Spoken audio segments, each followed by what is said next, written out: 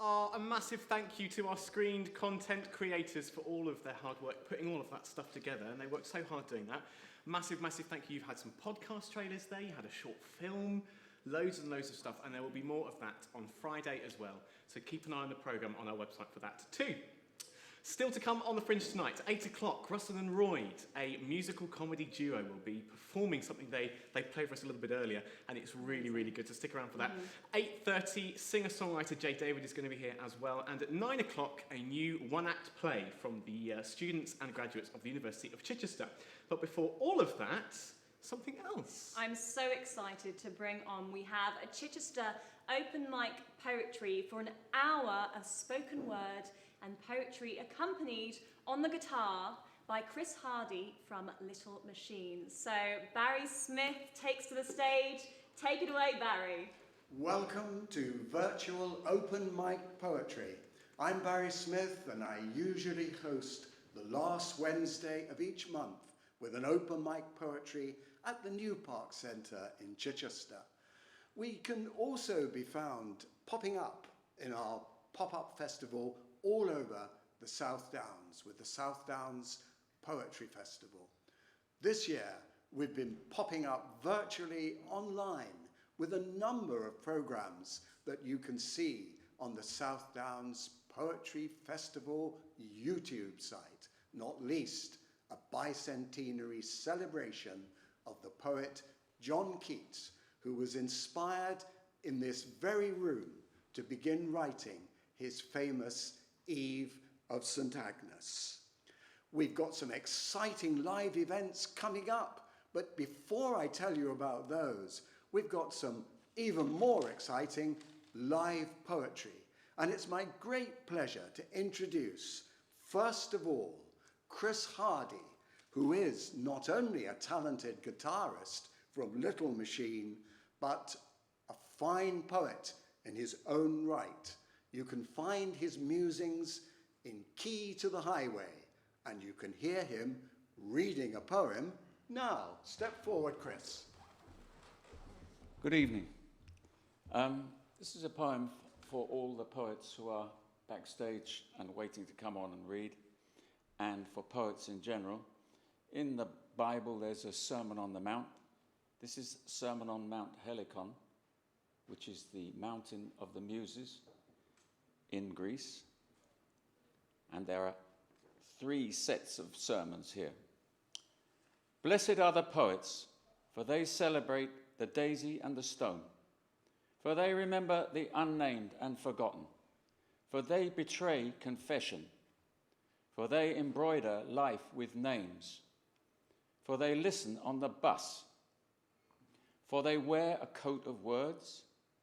For they audit an abacus of trees. For they heed the butterfly of Lefka Ori. Blessed are the poets, for they eavesdrop on God and nothing. For they change their tongue. For they walk beneath the sea. For they read a dish of celery. For they place silence above light. For they assess homunculus and poltergeist. For they regret Aleppo. For they attend the other side of Pluto. Blessed are the poets, for they scry death and birth. For they climb to Hesiod's hearth. For they speak with the pavement cat. For they encompass Cumulus and Ut. For they find love in a laundry basket. For they fathom water. For they respect hate and fear. For they sit by the fountain in the square. Thank you. Thanks, Chris. I couldn't help but be fascinated by that idea of poets reading the runes of celery. We'll see what runes are going to be read next by our next poet, Denise Bennett, who has come all the way from Havant to Chichester. She teaches creative writing. She has a number of volumes of poetry to her name. One I particularly like is called Parachute Silk. Over to Denise. Good evening. The first poem I'm going to read is called Cabbage Patch, and it was inspired by a painting called The Cabbage Field by Edward King. Edward King was a patient at St James's Psychiatric Hospital in Portsmouth for over 25 years. And during World War II, he was appointed as the war artist for the city and painted many scenes of the Blitz damage. But he also painted the grounds of the hospital. And this poem is in two voices. The first three stanzas are in the artist's voice, and the second two are in my own. Cabbage Patch. I step out from the ward into the quiet afternoon, load my brush to paint the thin, white, drum-skin sky that stretches far away to the house on the hill. Start to paint the cabbage field, vegetables laid out in tight rows like the hospital bedsteads. So close we scrabble up from the foot to climb in, no space to pray. By day, patients come in their rough grey uniforms to till the field, free to take a daily dose of salty air. Warmed by the sun, buffeted by the wind, they sing. Today, surveyors tramp the site in high-vis jackets, hard hats with measuring sticks, theodolites, clipboards, busy making plans for executive houses. No one remembers the farm now, the thatched barn, row of cool cypress trees, potting sheds, the piggery, cabbage patch, patients' hands that worked the land. And the second poem is in the voice of Charlotte Bronte. Charlotte Bronte married one of her father's curates, the Reverend Arthur Nichols, and it was the Reverend Arthur Nichols' second wife who found the famous painting, which is in the National Portrait Gallery, and it was literally just folded up on top of a wardrobe. So this is the story of Charlotte Bronte's baby. It was Mary, Arthur's second wife, who found us folded up on top of the wardrobe, 60 years after the sitting. You can still see the creases where our faces have been smoothed and framed for the gallery.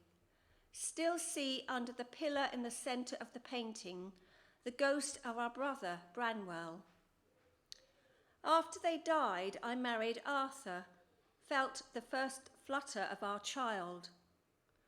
We should have liked a son and thought to name him Nicholas, Jeremy, perhaps Patrick after father. The christening cap, lace robe ready, but being bird-boned, I wasn't strong. Never thought I'd die from morning sickness, carry him inside me to the grave.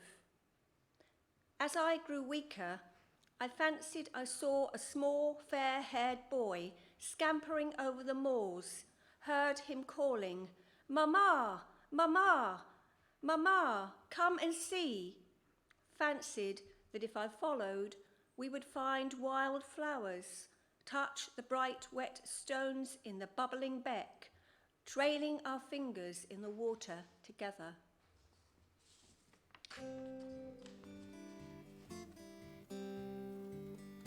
And on a happier note, this poem is called En Route. I've been separated from my grown-up daughter all through COVID, and she sent me a text to say en route, and she came home this weekend to celebrate. But in a course I'm doing, we've been asked to write a simile sonnet. So this is a simile sonnet called En Route, and it's for my daughter Jay. It's like a skylark singing in my heart. It's like a zephyr breeze lifting my hair. It's like lighting a candle in the dark. It's like a trumpet brassing notes in air. It's like the ash stammering into leaf. It's like a shaft of moonlight on the path. It's like peonies bursting out from grief. It's like bright log flames dancing in the hearth. It's like the flash of the kingfisher's wing. It's like the castles you built in the sand. It's like the Christmas fairy dressed in bling. It's like the moment I first held your hand. En route, the sweetest words you'll ever say. the message that means you are on the way.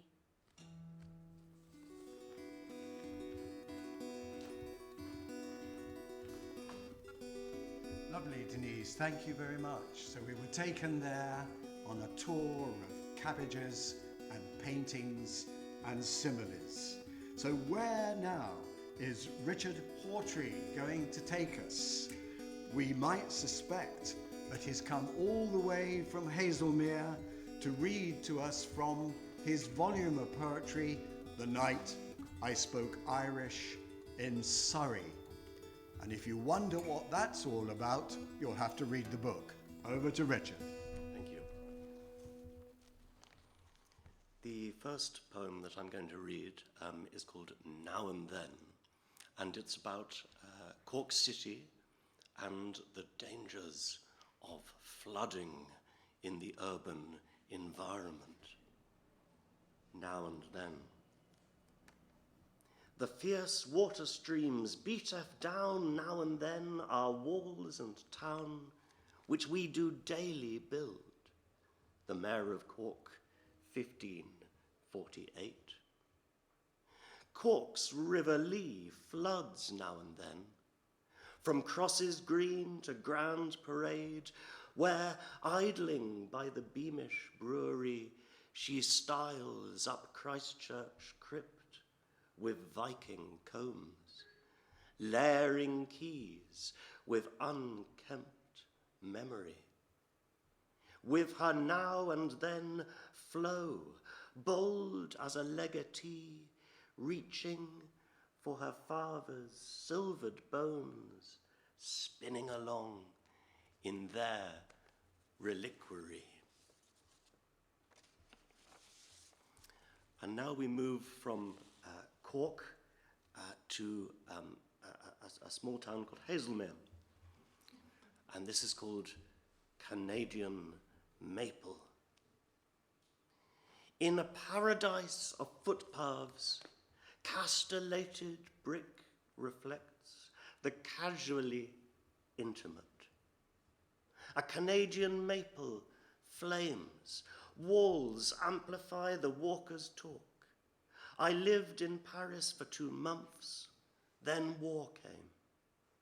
On all sides, a courtesy treasured by autumnal generations, victorious beneath the pathless sky. And from 2 reflections on a city and a town, I'm now going to read a poem about the joys of suburbia, and it's called Gravadlax. The nights were short and the drinks were long in the suburb without an herbs. Every parking space reached a state of grace when the Gravadlax was served. The potholes sang, and the glasses rang to the roll of bin on curb, while the golf course lay en déshabillé in the suburb without an herbs. The joy that springs from suburban things lies buried in the stars as they spin away with the dawning day from this broken world of ours.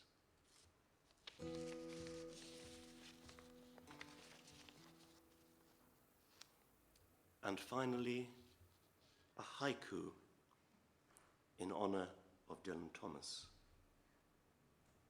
May waterfalls blow dandelion clocks of light through starry Powys.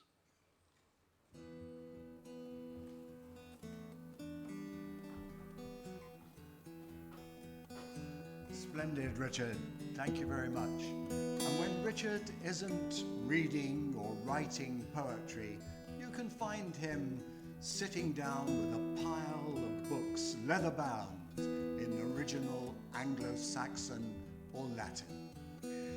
Now our next reader is someone who proves that poetry isn't just for the older generation. Everyone can and does write poetry. And our next reader, Lily Barkes, won a competition, the Wagtail Coffee and Yoga Poetry Competition, the youth section. And she's going to read it to us now. Welcome, Lily. This poem is called Locked Down But Not Locked Out. Inside became my garden, my dance class and school. And outside was quiet, staying in was now cool. I became my own teacher, barista and cook. As the world moved online, a new life overtook.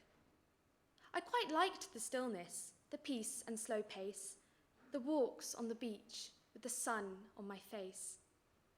But when the weeks turned to months and life felt unsure, one thing kept us going, our hopes for a cure. And with the promise of normal feeling closer than ever, taking freedom for granted again? No, not ever. Someone once told me living in the moment is key, but we need hope going forward. The idea of future sets us free.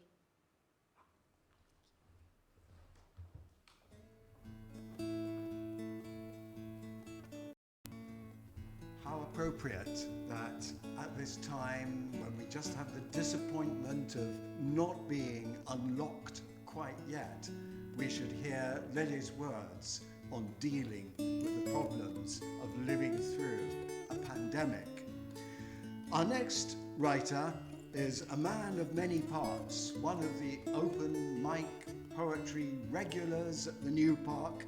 He's also a regular at the St. Wilfrid's Vintage Shop. The man from all things vintage, Alan Bush. Thank you very much.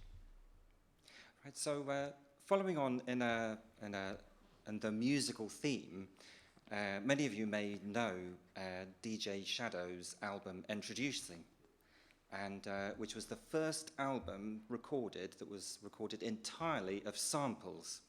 So this first poem takes that on board, Midnight in a Perfect World, and is all found. D minor Shadow. Sing me a pine tree lullaby, the clock on the wall a quarter past, listen. I can hear midnight in a perfect world. With such foresight, let me lean on repeat this major seventh. You sing me a pine tree lullaby so carefully. These winds that ride, seeking of love, I let the sound linger through the jasmine, listening to midnight in my mind's world to insight, Meredith's die-in, day in, and the number song of your pain, a pine tree lullaby where even we break, clicks, crackle time, kept in the hush of a cello, a fender that glides over listening to midnight, with the perfect voice of a howl brings her here. Do you see me? A calling card number, listening to this world-perfect midnight. Sing me your pine tree lullaby.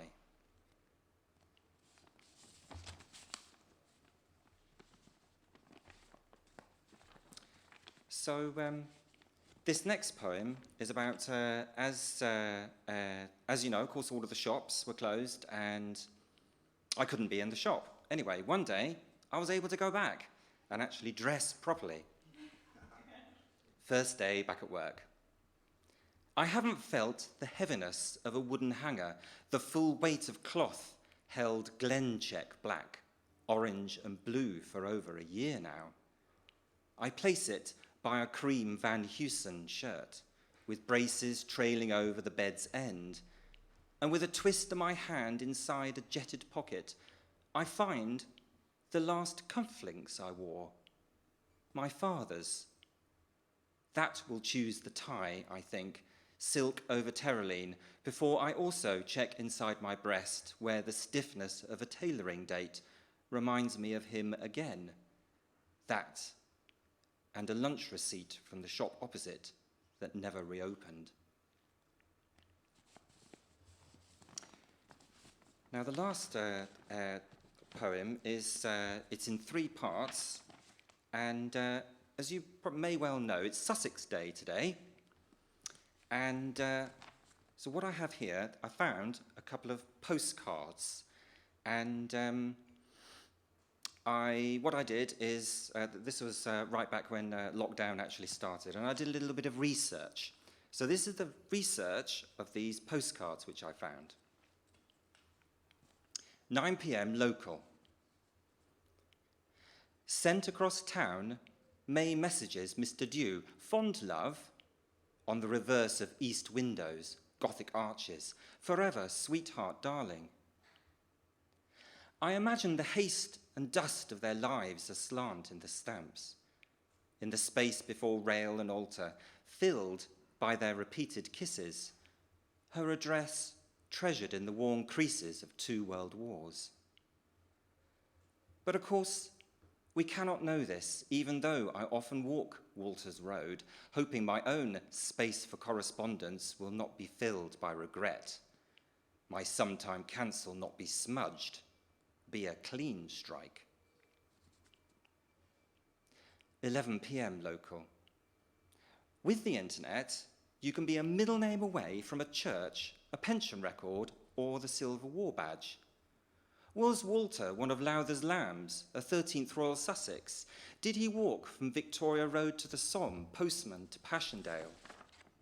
With May at home, married, my dear little Sonny and Maisie, so recently home on leave, for dear hours of kiss, kiss, kiss, kiss, kiss, kiss, kiss, kiss. And with a click, just the login away, the answer is yes. A connection made, then shock, as if with an eardrum's burst, I check a digital volunteer reserve through an unsuccessful operation to an orderly grave just over my roofline. 11 a.m. local.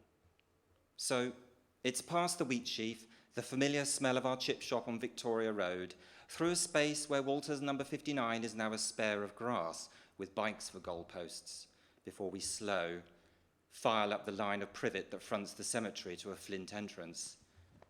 Deep angles of stones, weather dark, except where a white Portland stands at ease. I'm struck by how its entasis must be the same over his mates at St. Vast Post or Ypres, in this irregular row, marked by 2 poplars, open as a gate onto a singular blue. No bugler, except maybe in the buttercups, in memory of my father, in May's daisies and the shadow grey. Abide with me. Thank you very much.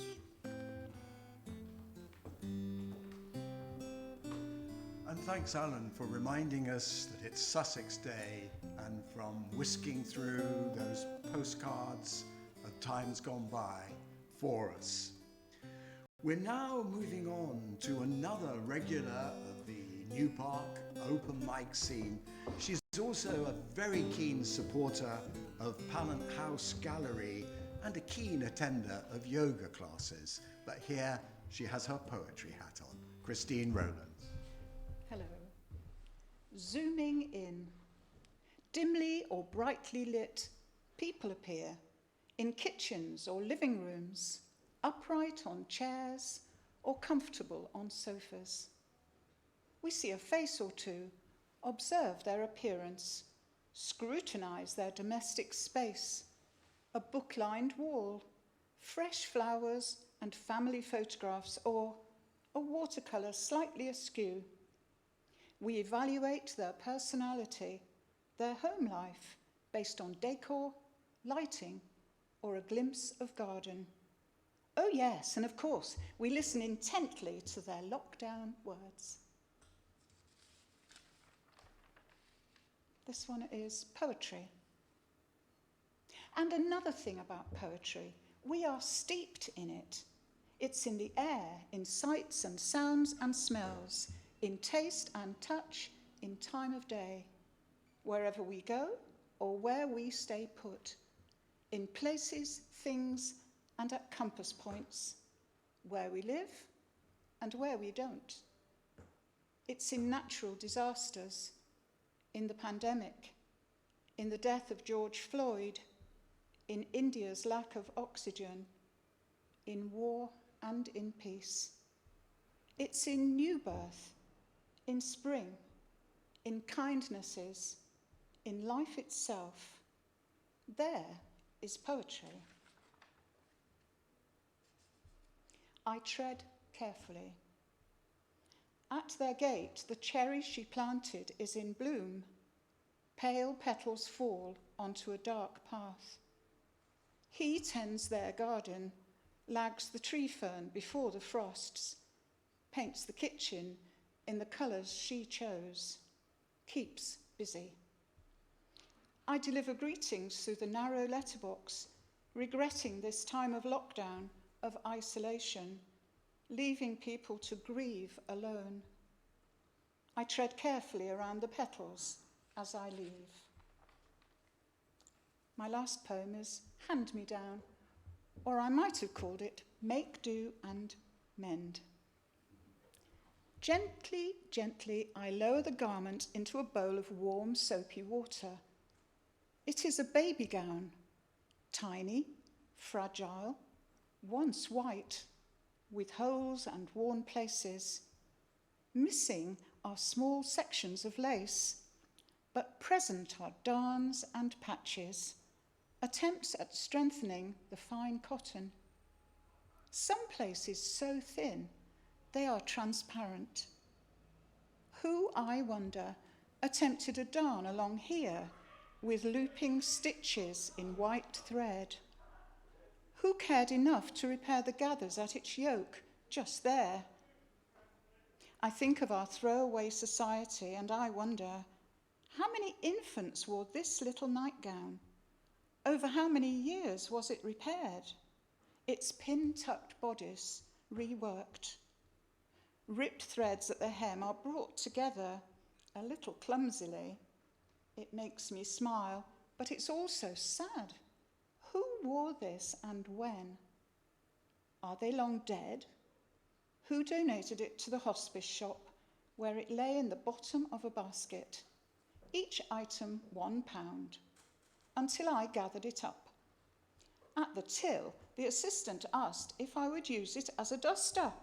How I laughed, and smiling said, I'm going to treasure it, to look after it.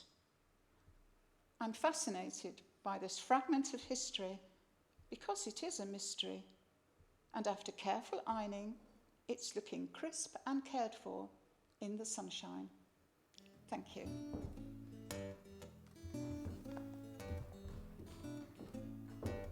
Lovely, Christine. Thank you for taking us through vistas of the poetry of the everyday. You don't have to look hard for the subject of a poem. It's all around you. Just be receptive to it and write it down. The next one who's written down things for us is Mike Jenkins. Now, Mike is the IT guru of the poetry world. He's out there in the internet and the ether, but he also writes. Welcome, Mike Jenkins. Thank you.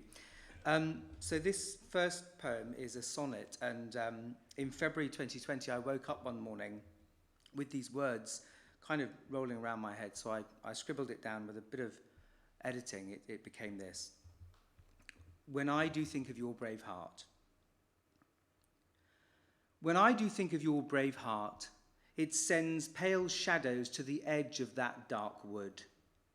Dread clouds will tremble at the way it mends the riven morn, her promises made good, to light the way with pastures waving wide, set free the trees from scattered fiends untrue.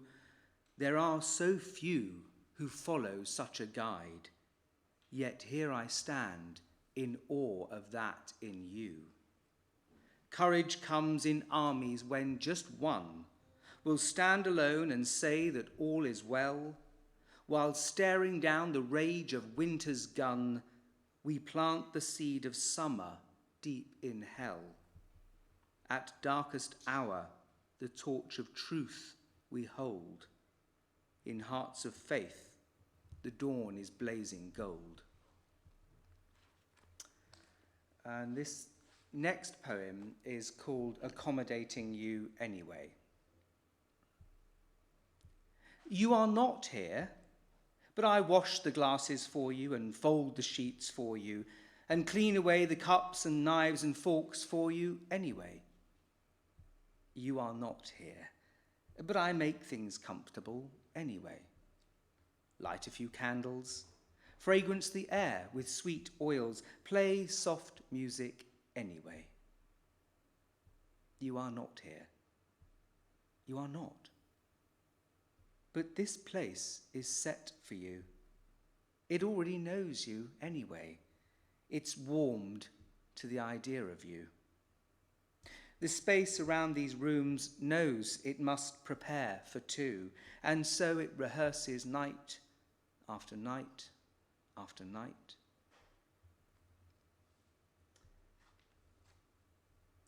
And this next poem is called Pretend Shopping, which is about a shopping trip I took with somebody. I enjoyed our day pretending to go shopping together as if we were together. Neither you nor I spoke of our play, but went along with it anyway and seemed to find it comfortable. Picking out patio plants side by side, trying on a potential life to see which size would fit. Me pushing the trolley or you? We tried both, but did not decide one way or the other.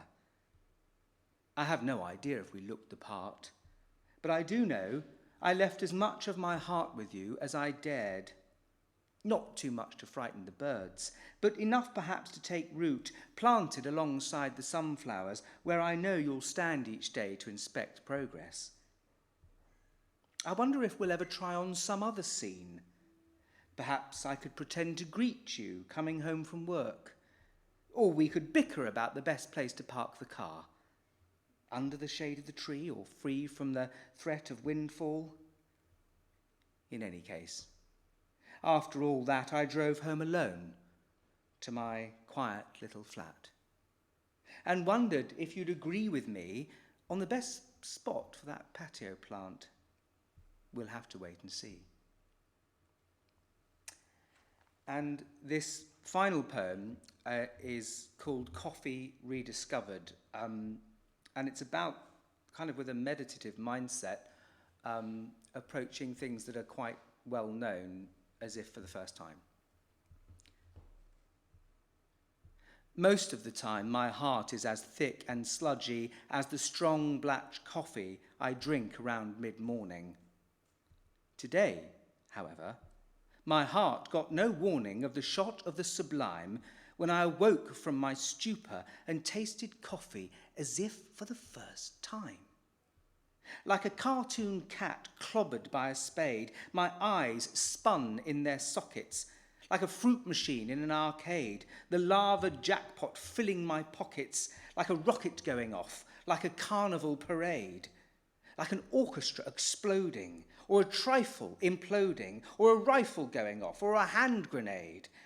My saliva was seduced by the silky black bitterness, a sultry, rich countess sliding onto a soft, silvery mattress, commanding this teasy, tanging temptress to paint a party through the house, to scatter diamonds on my tongue, to start a disco in my mouth.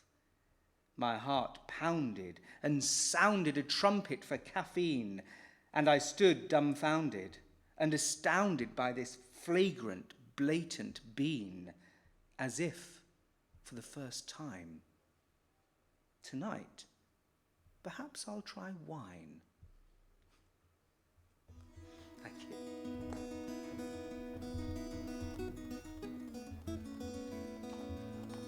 Thank you very much, Mike, for taking us there in those different worlds. And now we have a change of note as we welcome George Hickman, all the way from Chichester University. In a previous incarnation, George has been a landscape gardener and chauffeur to the rich, the famous, the media celebrities. He has stories he can tell. I don't know if they're going to figure in the flash fiction that he's going to tell us now. So, over to you, George. Thank you. Being a writer is an amazing thing, but sometimes it can be absolutely frustrating. And my first piece, The Writer's Heart, deals with this. The keys tapped out rhythmically in the dim study while the rain plummeted, loneliness staring back out from the computer screen. The needle spines of Berberis thunbergii atropurpurea scratched at the window like witches' fingers, desperately wanting to gain entrance. Their spell of incantation broiling in a cauldron hung above the flickering flames of distraction. The daily grind of life and effervescing pain buzzed through those lifeless limbs. Wasted muscles were decreasing daily, millimetre by millimetre, tearing through a numbed brain, teetering on the high wire like a knife's blade resting on a cliff's edge. Each letter typed, each word made, each sentence constructed, each paragraph completed, laid on a page that is torn from the tips of his fingers. The actions are born out of every inward and outward breath he takes. His writing is filled with adrenaline, but his loathing of those words is suffocating him. An hour, then two, then half a day passes. The night chases through like a thoroughbred racehorse, galloping, galloping, galloping. Then it all starts again, around and around like the fox chasing its tail.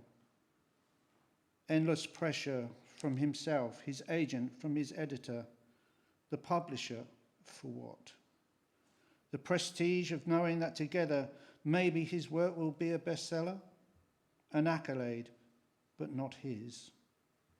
All the pages of your sophisticated novel are better left on that once beautiful, growing tree from whence they came, where they can produce better things, become hoovers of carbon dioxide, oxygenating the world, the wild product of Gaia, who will never die, however many times Homo sapiens destroy her bounty for greed. The book will fade, the book may become pulped, the book may be lost, the book may even be burnt for warmth, the ashes rotted back into the darkness of Gaia. The keys tapped out while the rain plummeted. Loneliness still stared back from the computer screen. The needle spines of Berberis thunbergii atropurpurea scratches like witches' fingers, longingly at the window, growing like the story trying to escape the writer's heart and his fingertips. My second piece is about the very first few seconds of a soldier jumping out of an aircraft. Jump. At 1,250 feet, being enclosed in a badly lit, bouncing, turbulent tube with no space between our soldiers, my senses were on full alert, and I was scared, shitless.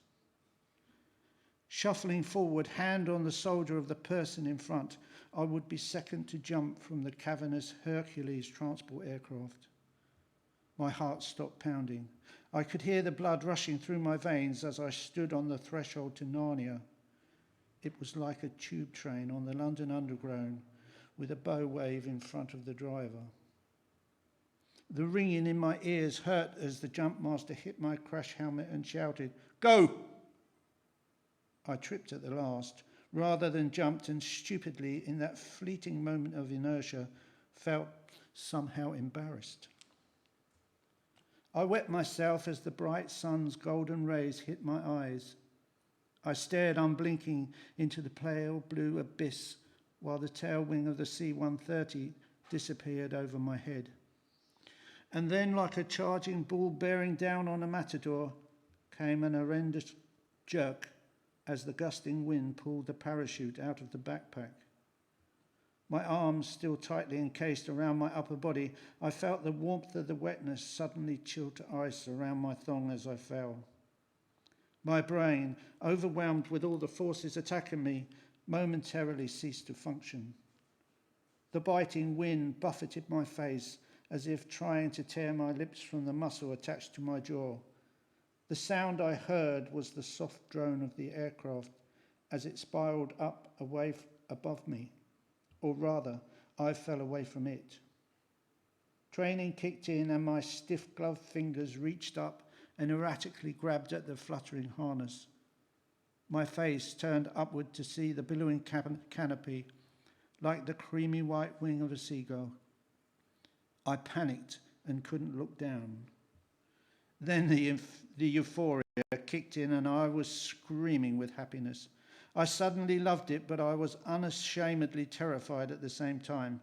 I felt sick, but managed to swallow and kept the bile down.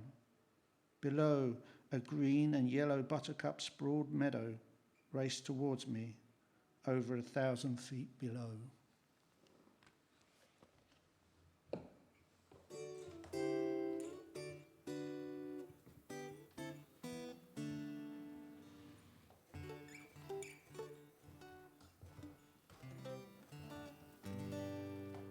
And on that terrifying image that George has just delivered to us, we finish the flash fiction interlude. Now I'm taking off my compere hat and I'm putting on this one, which is my poetry hat.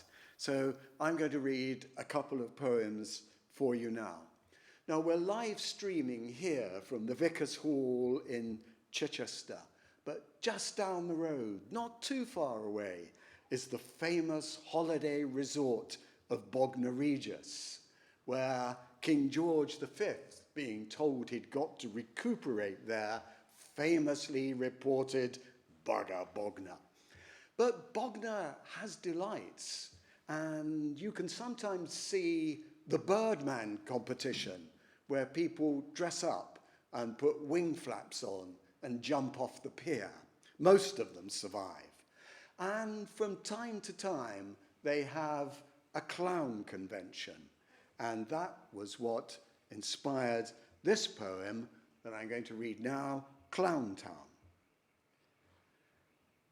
Ping-pong noses, red as poppies, flat flapping feet like squashed sausages, stalking stilts tapping, a family group of balloon-blowing, jolly jokesters, whose pancaked faces reveal crease upon crease of lived-in, laughed at, still laughing line craters, as Coco and Conrad and Zonko and Bonzo squirt yellow-toothed, cherry-coloured mirth at camera clicking, accordion playing, burgered Clown Town. Not one, but 1,000. Some surreal nightmare of circus gone mad, with absent knife throwers and bearded ladies temporarily lost, but soon to appear, breathlessly asserting an elephantine presence. Here, town of clowns, downtown clown, in shabby splendor of baggy patchwork, denying all that you or I hold most dear, but desperate laughter. From one display to another.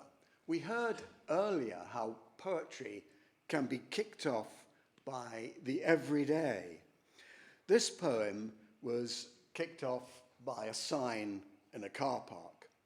It kind of deals with fantasies and dreams, the price of things, double meanings, ambiguity. It takes us to different places and makes you think. Pay and display. Pay and display. That's the kind of invitation that seems worth thinking about. So, okay, Everything has its price. Negotiate the ticket.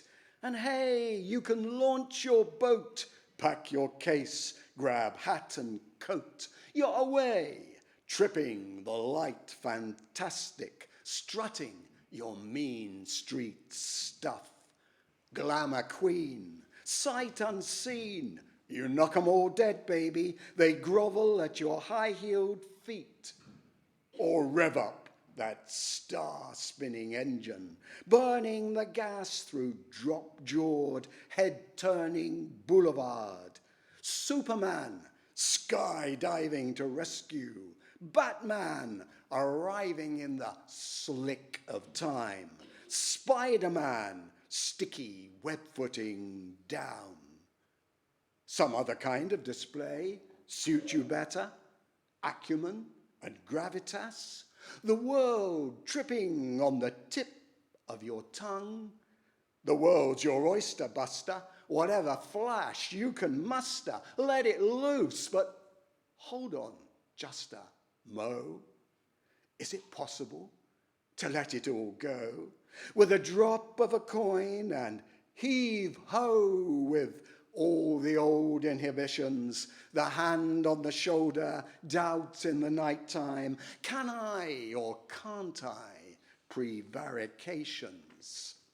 Maybe it's trickier than it looks, this bright wink of an eye. Come on. We know the old stories of Faustian bargains, darkened deed, and whole soul steel. It really isn't so easy. So as you stand before the meter, gauging the risk of renting a few hours for your special delight, you better ask yourself the right question. Not, have you paid and displayed, but would you, if you could? Thanks. And now it's back to the poet version of Chris Hardy. 2 brief poems to finish. This poem is about a fairly common sight. Although it doesn't seem to be, it is actually about us, humanity. Giblet. A sparrowhawk has pinned a starling on its back, wings spread on my soft lawn. The starling is alive and strains its head to watch the hawk tear out feathers, skin, heart, and lungs on a string. I do not interfere. We are superior to a hawk. When we do the same, we know what we are doing. This one's called Lord Dismiss Us, which is the title of a famous hymn. I went to school in Sussex, and we used to have our anniversaries in the cathedral here, which made me remember. Lord dismiss us. Where are you, my friends? Have you survived the years of diaries, rents, the morning and the evening key, entering and leaving, all the days that appear outside the door? And why do I this afternoon recall when we were last together? Teachers bidding us good luck, farewell.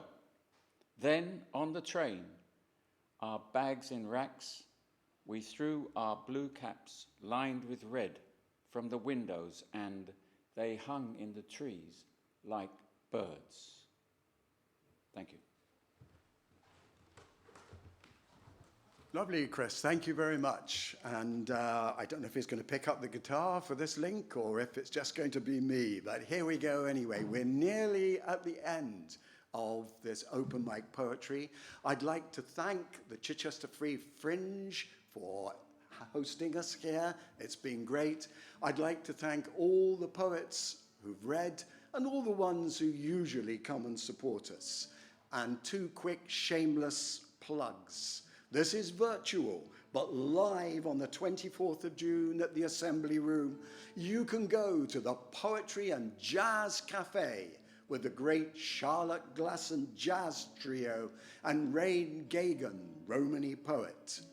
And a little bit later in July, you can pop along to the cathedral on July the 6th to hear Dame Penelope Keith reading from Keats and Elena Toponegova, the Russian pianist, providing musical interludes. But we have one more poet to leave you with. And so, here's one that we made earlier. Thank you. And now it's my pleasure to introduce Pratibha Castle, an Arundel poet who has been touring the virtual open mic studios.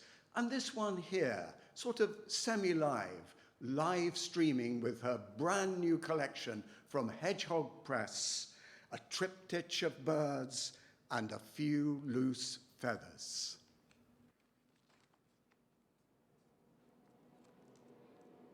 The only one who loves you. Spurning words that echoed like a curse, I stuffed a duffel bag with blister packs of pills, Mary Quant minis, fantasies of girls threading daisies in the muzzles of guns, escaped to the big smoke. In a bedsit by Kensington Gardens, I massacred steak with the mallet of hate. A year on, turned vegan, pioneer in 68 of pity for pool-eyed cows, sheep, slate stair place, feigned compassion. Strove to prove to myself that I was worthy of love. Strutted the nights away with flautists, a harpist whose healer's hands strummed my strings. Drummer, his silk-tipped stroke nimble on the snare. Callous guitarist plucking tunes from smoke drifts. Chanted mantras with Ram Dass in a basement in Notting Hill. Dossed in a Maida Vale squat. Candles, Calor gas stove, the one tap, drip, drip, in the bog beside the back door. Made out off my head with a sweetheart leaf philodendron. Burnt joss sticks to placate Kali's hoard of swords, sweeten the vibes, man, stench of catlit, no one from the Highgate commune I crashed in next, ever emptied. Spooned marmalade from a jar, half full, recycled from a skip. Almost believed myself deserving of love, till come the morning I forgot. My heart tenderized with grief, discovering the night my mother died. Love is an ether you can choke or float in.